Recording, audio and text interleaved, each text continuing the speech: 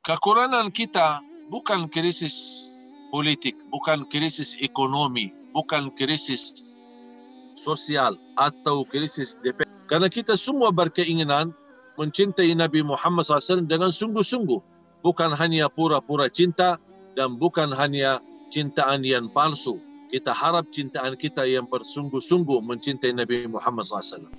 Assalamualaikum warahmatullahi wabarakatuh. Inna lillahi wa inna ilaihi raji'un. Allahumma firlahu warhamhu wa'afihi wa'fu anhu. Sungguh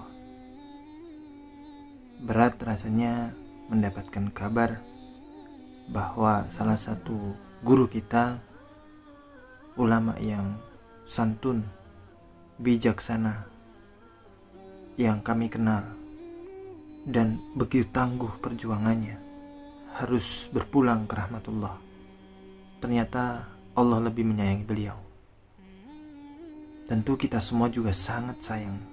Bagi saya, Syekh Ali Jabir beberapa kali pernah berjumpa dengan beliau. Bahkan pernah ke rumah beliau tahun 2013. Beliau masih belum sepopuler sekarang. Dan ketika itu juga sudah ada cita-cita untuk membuat Al-Quran Braille, Al-Quran, wakaf Quran untuk mereka yang penyandang tunanetra. Dan gerakan itu terus dicita-citakan dengan penuh semangat. Saya menyaksikan cita-cita itu di rumah beliau langsung. Kemudian secara konsisten istiqomah beliau setiap kajian mendengungkan harapan-harapan beliau, dan terus sehingga kemudian lahirlah Yayasan Syekh Ali Jabir. Sempat juga beberapa kali mengajak untuk bergabung di sana membersamai perjuangan beliau, tapi qadarullah memang kami ada belajar ya ke luar negeri, yaitu di Malaysia. Dan acara terakhir kemarin bersama teman-teman Muslim KL, kajian bersama beliau berjudul Mencintai Rasulullah SAW.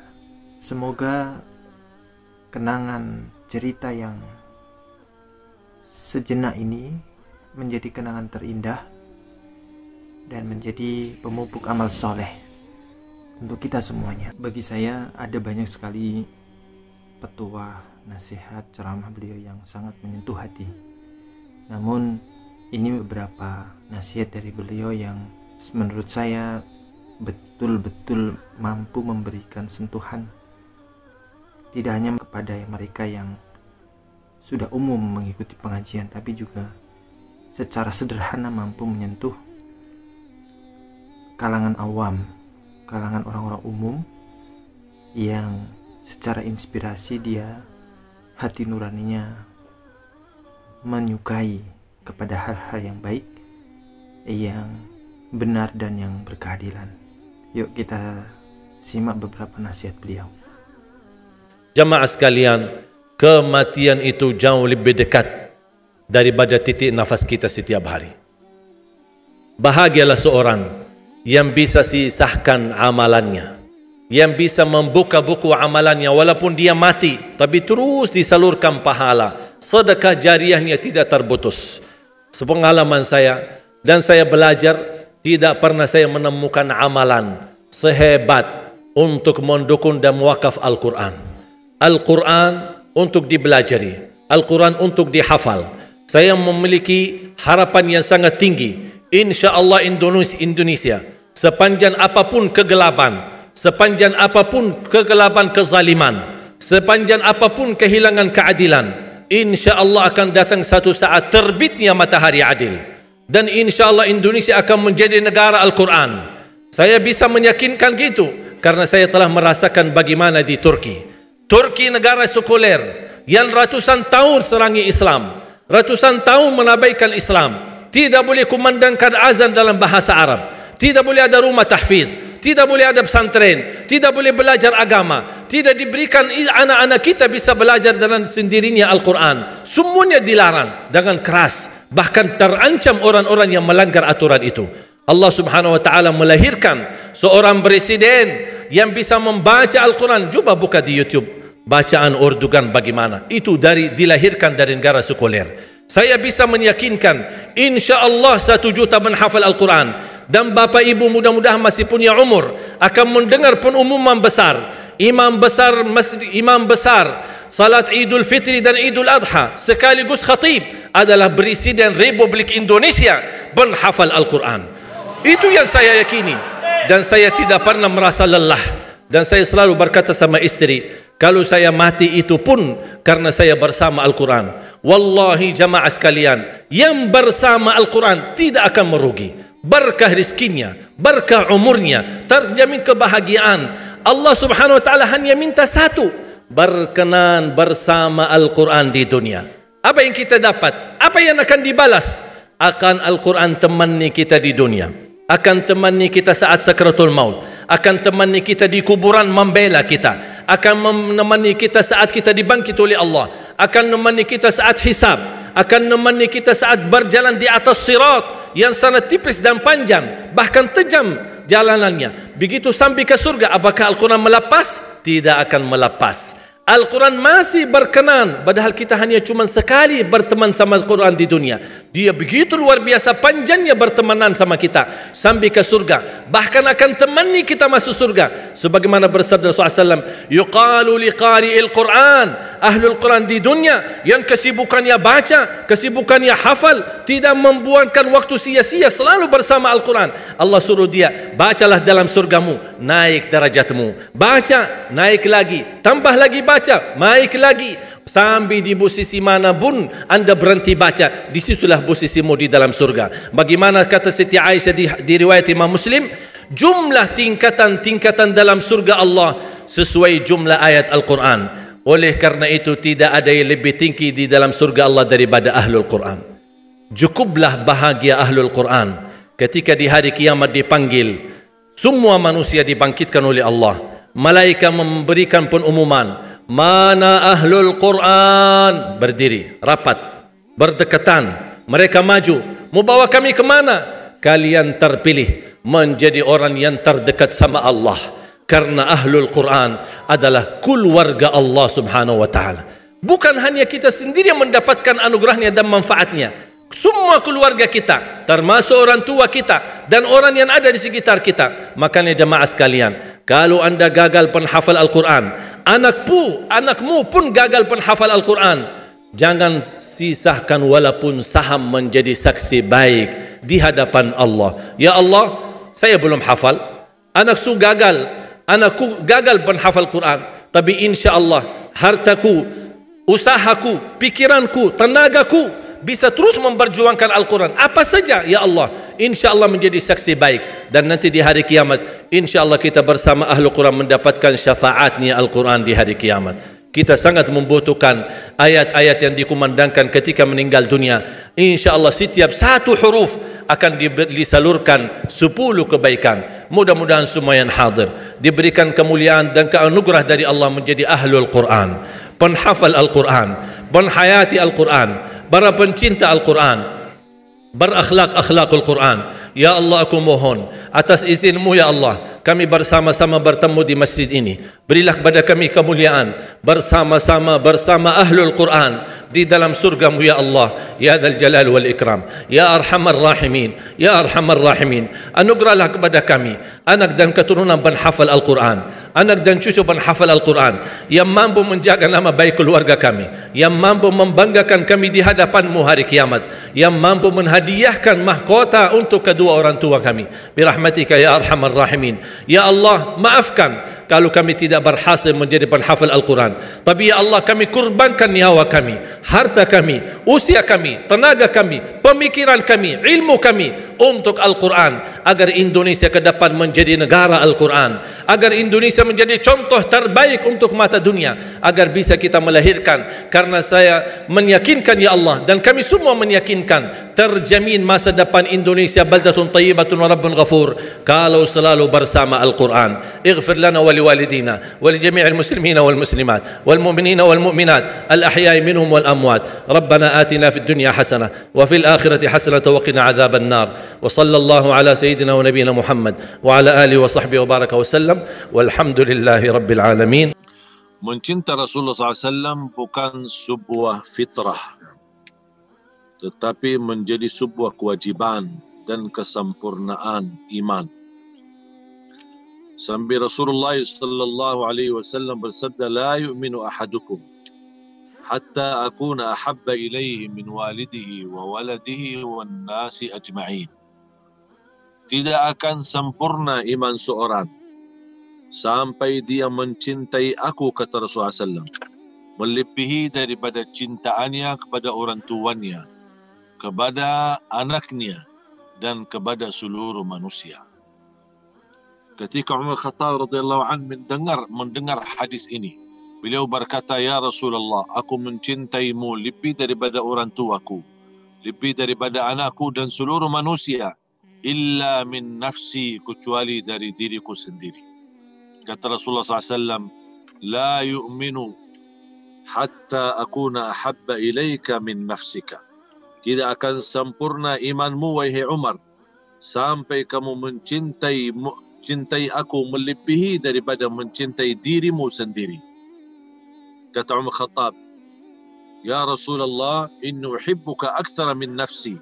Aku mencintaimu lebih daripada diri aku sendiri. Kata Rasulullah SAW, al-ana ya Umar, al-ana ya Umar. Itulah baru namanya sempurna iman, wahai Umar. Bahkan Rasulullah SAW bersabda di hadis yang sahih, thalathun man kunna fihi wajada halawatal iman. Ada 3 hal, barang siapa yang memilikinya, dia telah memiliki manisnya iman. Karena kesempurnaan iman akan mengantarkan kita mendapatkan manisnya iman. An yakuna Allah wa rasuluhu ahabba ilaihi mimma siwahuma. Dia mencintai Allah dan Rasulnya lebih daripada segala sesuatu, bahkan melebihi daripada dirinya sendiri. Yang kedua, wa an yuhibbal mar'a la yuhibbuhu illa lillah. Dia mencintai sesama muslim, mencintai saudaranya karena betul-betul cintaan itu murni karena Allah Subhanahu wa taala, bukan karena kepentingan atau karena ada urusan. Kembali gimana dia benci kembali ke neraka dari siksa neraka Jahannam. Karena neraka Jahannam pasti dia tidak suka untuk kembali ke dalam neraka Jahannam lagi. Sama tanda sifat iman yang sempurna dan mendapatkan manisnya iman. Ketika kita merasakan indahnya iman dan kita tidak mau kembali berbuat dosa dan maksiat, sebagaimana Allah telah menyelamatkan kita melalui taubat dan kita diampuni oleh Allah Subhanahu wa taala. Jadi tahap yang pertama, an yakuna Allah wa rasuluhu ahabba ilaihi mimma siwahuma. Mencintai Allah melebihi daripada segala sesuatu. Dan kata mencintai Allah dan Rasulnya melebihi daripada segala sesuatu, itu ada bukti. Buktinya apa? Buktinya kita mengikuti perintah Allah dan perintah Rasulullah SAW. Menjauhi dari larangan Allah dan larangan Rasulullah SAW. Apalagi di hari kiamat, Allah tidak akan bertanya apakah kalian mencintai Allah dan Rasulnya, tetapi akan terlihat bukti-buktinya di buku amal. Apakah kita mencintai Allah dan Rasulnya SAW. Dan salah satu tanda bukti cintaan kita kepada Rasulullah SAW adalah akhlak kita. Sejauh mana kita memiliki akhlak Nabi Muhammad SAW. Akhlak kita kunci menjadi bukti dan tanda cintaan kita kepada Rasulullah SAW. Karena Rasulullah SAW bersabda, aqrabukum minni majlisan yawmal qiyamah ahasinukum akhlaq. Yang paling dekat kepadaku dudukannya di hari kiamat, yang paling mulia akhlaknya di dunia. Dan teruji akhlak seorang atau terlihat akhlak seorang bukan di saat dia lagi santai-santai atau biasa-biasa aja. Kalau orang menghina kita, kita sama juga membalas kehinaan yang sama. Kalau orang menzalimi kita, kita balas kezaliman yang sama. Ada orang yang mencaci maki kita, kita juga balas caci maki yang sama. Terus kelebihan kita apa? Mana akhlak Nabi Muhammad SAW? Rasulullah SAW tidak pernah balas dendam dan tidak pernah menghadapi cacian dengan caci makian yang lain. Dan tidak pernah Rasulullah SAW ketika dihina dia membalas dengan kehinaan yang sama. Rasulullah SAW tidak pernah dinyakiti perasaannya dia membalas dengan menyakiti perasaan yang sama. Justru Rasulullah SAW orang yang sabar, ikhlas, bahkan pemaaf, memaafkan orang-orang yang menzaliminya, orang-orang yang memfitnahinya, orang-orang yang mencaci makinya dan menghinanya sallallahu. Makanya teruji akhlak seorang ketika kita mampu meniru akhlak Nabi Muhammad SAW di saat tertekan ujian, di saat terbancing emosi dan marah, dan di saat kita dihina dan difitnah. Disitulah terlihat dan teruji akhlak kita. Apakah di saat kita emosi yang muncul dari diri kita adalah akhlak Nabi Muhammad atau akhlak jahiliyah? Mohon maaf Bapak Ibu. Kekurangan kita bukan krisis politik, bukan krisis ekonomi, bukan krisis sosial atau krisis DPR. Tapi yang kita hadapi adalah krisis akhlak. Kalau umat ini bisa membangkitkan akhlak Nabi Muhammad SAW yang akhlaknya adil, akhlaknya amanah, akhlaknya jujur, akhlaknya kasih sayang, akhlaknya lembut, akhlaknya santun, akhlaknya sopan, dan tidak pernah keluar dari mulutnya berkata-kata bohong, dan tidak pernah keluar dari mulutnya berkata-kata kasar atau berkata-kata yang menyakiti hati orang lain, atau caci makian tidak pernah keluar dari mulutnya sallallahu alaihi wasallam. Makanya kalau kita termasuk orang-orang yang mampu meniru Nabi Muhammad SAW dalam kehidupannya, dan dia mampu apalagi di saat tertekan dengan amarahan dan emosi, berarti dia betul-betul mencintai Nabi Muhammad sallallahu alaihi wasallam. Dan sebenarnya mengikuti akhlak Nabi Muhammad SAW sederhana sekali. Kembali kepada niat. Kalau niat kita ikhlas dan tulus, dan tujuannya dan target kita meniru Nabi Muhammad sallallahu alaihi wasallam, meniru akhlak Nabi Muhammad sallallahu alaihi wasallam, di situ akan terlihat kemudahan, bahkan mudahnya kita terapkan akhlak Nabi Muhammad SAW. Dan kita harus ingat dan kita harus tahu, Allah Subhanahu wa Ta'ala mengutuskan Nabi Muhammad SAW untuk menyempurnakan akhlak. Jadi perbedaan orang-orang yang mencintai Nabi Muhammad adalah ketika dia mampu terapkan akhlak Nabi Muhammad. Dan terapkan akhlak Nabi Muhammad bukan di saat kita lagi santai-santai dan senang-senang, tapi justru di saat kita diuji oleh Allah dengan sakit, diuji oleh Allah dengan fitnah, diuji oleh Allah dengan keluarga, diuji oleh Allah dengan anak kita sendiri, diuji oleh Allah dengan sahabat yang selama ini kita percaya ternyata dia menjadi sumber fitnah kita dan lain sebagainya. Itu kan semua namanya ujian. Dengan ujian ini wajarlah manusiawi kalau kita merasa tertekan dan kita emosi dan terbancing amarahannya, tapi kita mampu walaupun kita emosi, walaupun kita terbancing amarahan kita, tapi kita tetap mampu menahan emosi kita, dan kita mampu kendalikan diri kita, dan kita mampu terapkan akhlak Nabi kita Nabi Muhammad sallallahu alaihi wasallam. Sempat gak Syekh punya rasa agak marah ketika waktu itu? Saya jujur saja, di saat kejadian ini, nggak tahu ya, rasa saya tenang, adem, jiwa saya ada, masya Allah, santai. Justru dan apa yang saya pelajari ketika ditembak musibah, alhamdulillah, innalillahi wa inna ilaihi raji'un. Itu aja ucapan saya. Enggak begini, saya sebenarnya melihat, saya mempercayai satu hal, tidak ada sesuatu yang terjadi kebetulan. Semua ditentukan oleh Allah. Atas izin Allah.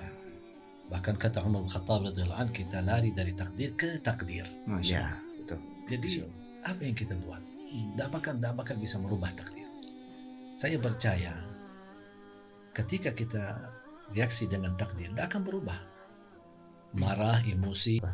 Program hafal Al-Quran dan mencetak 1 juta memang target yang cukup lama. Tapi saya selalu berdoa, ya Allah jangan cabut nyawa saya sampai terwujud cita-cita ini. Yang pertama, memperbaiki bacaan. Yang kedua, menyempurnakan huruf, termasuk cara lafaznya huruf. Yang ketiga, menguatkan murajaahnya, karena hafal tanpa murajaah tidak bisa. Yang keempat, menindahkan suara. suara pun, walaupun anda memiliki suara membuat orang lain pusing dan sakit kepala, tidak apa-apa. InsyaAllah ada cara-cara, tata cara untuk membaguskan suara tersebut. Terus yang kelima, itu yang menjadi target utama yang saya kejar, dan sampai titik ini masih saya belajar untuk menyempurnakan bagaimana bisa belajar dan baca Al-Quran sesuai bacaan Nabi Muhammad sallallahu alaihi wasallam di dalam salat maupun di luar salat. Ketika saya memulai program ini, banyak orang berkata dan membuat banyak hambatan. Mohon maaf, saya bukan orang kaya, tapi alhamdulillah sampai titik ini sudah memasuki 42 tahun, tidak pernah seumur hidupku zakat. Tidak pernah zakat mal, karena saya tidak pernah ada uang yang saya simpan. Terus kita memperjuangkan, Allah selalu memberikan jalan. Ketika mulai program Tunanetra, saya ingat sekali, tidak ada yang mensponsori atau mendukung program ini. Mencetak 1 juta, mencetak Quran Braille digital yang termasuk model baru. Quran Braille manual beratnya hampir 18 kilogram. Nilai harganya bisa melebihi 2.800.000. Jadi kalau tunanetra dapat Quran Braille yang manual bisa membutuhkan tenaga untuk orang angkat. Alhamdulillah kami membuat satu Quran baru, namanya Quran Braille digital, cuma 1 buku kecil disertai dengan pena yang bisa anak tunanetra dibawa Quran itu di mana-mana. Ketika kami mulai, tidak ada, jujur saya merespon. Sampai saya 3 kali meminta untuk bertemu presiden, menajukan acara. Saya tidak minta anggaran, tapi saya minta perhatian untuk program dan khususnya untuk tunanetra. Saya 2 kali dibertemukan sama Pak Luhut, dan yang ketiga kali saya dibertemukan sama Pak Wiranto, dan tidak ada hasilnya. Makanya saya terus memperjuangkan. Saya ingat sekali ketika musyawarah sama istri terpaksa menjual rumah untuk memulai acara tunanetra ini. Dan alhamdulillah berhasil. Dari 300 Quran Braille pertama kali, sekarang yang alhamdulillah sudah dibagikan lebih dari 28.000 Quran Braille untuk Indonesia. Sampai ke Raja Ampat dan Papua. Dan sudah menghabiskan lebih dari 27 miliar. Dan itu pun semua sumbangan dan tidak ada bantuan dari kerajaan, tidak ada bantuan dari Arab, tidak ada bantuan dari mana, semuanya dari masyarakat. Dan alhamdulillah bisa kita menghasilkan anak tunanetra bisa hafal Quran melalui Quran Braille digital. Bahkan alhamdulillah sudah bergerak program yang kami harapkan dari dulu. Alhamdulillah bisa diberangkatkan umrah gratis saudara kita tunanetra, sudah angkatan yang ketiga.